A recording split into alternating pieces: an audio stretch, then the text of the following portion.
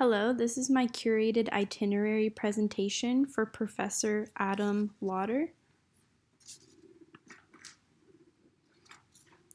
For my final curated itinerary, I was inspired by Edward Rausch's Every Building on the Sunset Strip from 1966.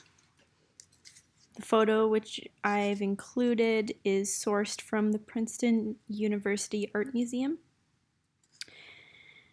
Within this piece, Edward Rocha captured both sides of the road within a 1.5 mile radius from the bed of his pickup truck, as noted by the Princeton University Art Museum. These photographs are contained within an accordion-style book.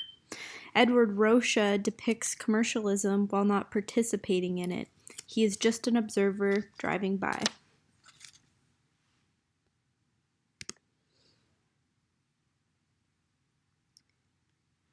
I read Robert Smithson's A Tour of the Monuments of Passaic, New Jersey from 1967, and I pulled this quote, which was relevant within my curated itinerary.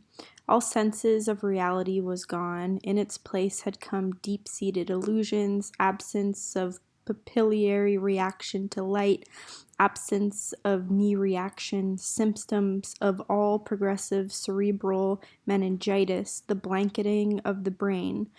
Louis Sullivan, one of the greatest of all architects, quoted in Michael Buder's Mobile.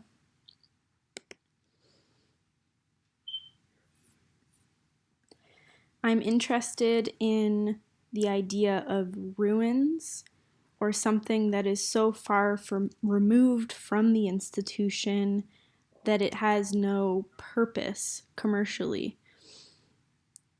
This quote from Smithson denotes this. Ruins in reverse, that is, all the new construction that would eventually be built. This is the opposite of the romantic ruin, because the buildings don't jail into ruin after they are built, but rather rise into ruin before they are built.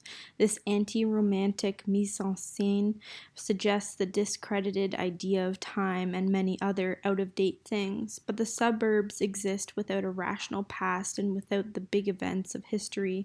Oh, maybe there are a few statues, a legend, and a couple of curious but no past, just what passes for a future.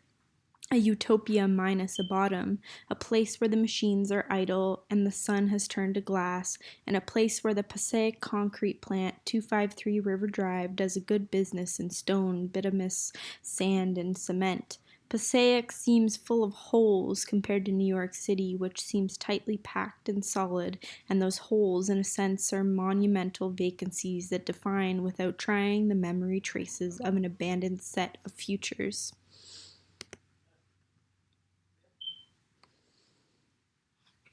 In my final curated itinerary, I plan to take photos of trees around my property that are to be cut down. This will allow space for things to be erected, but presents an idle and void space in the meantime. This quote was constructive in my approach. Graham and Smithson seem interested in the discomfort that can be caused by refusing the culture-nature dichotomy of enlightened capitalist discourse. Technology and nature were leveled in Smithson's gloomy view of ultimate equivalence and stillness. Both Smithson and Graham saw that the conclusions of the minimalists, so seemingly self-reflexive and enclosed, were saturated with ideology and reflected social reality.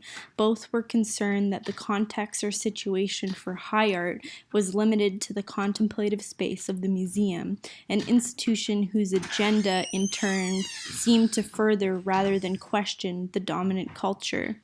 This is from Discovering the Defeatured Landscape by Scott Watson. My photos of trees will not be presented as minimalist objects. They serve no purpose other than what is to be or what is not there. These are photos that I've taken in my backyard. These are trees that have been cut down or to be cut down.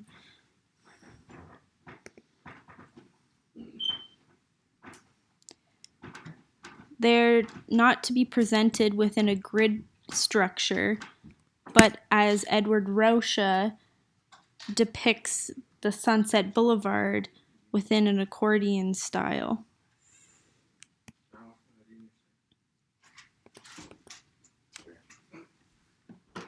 Thank you.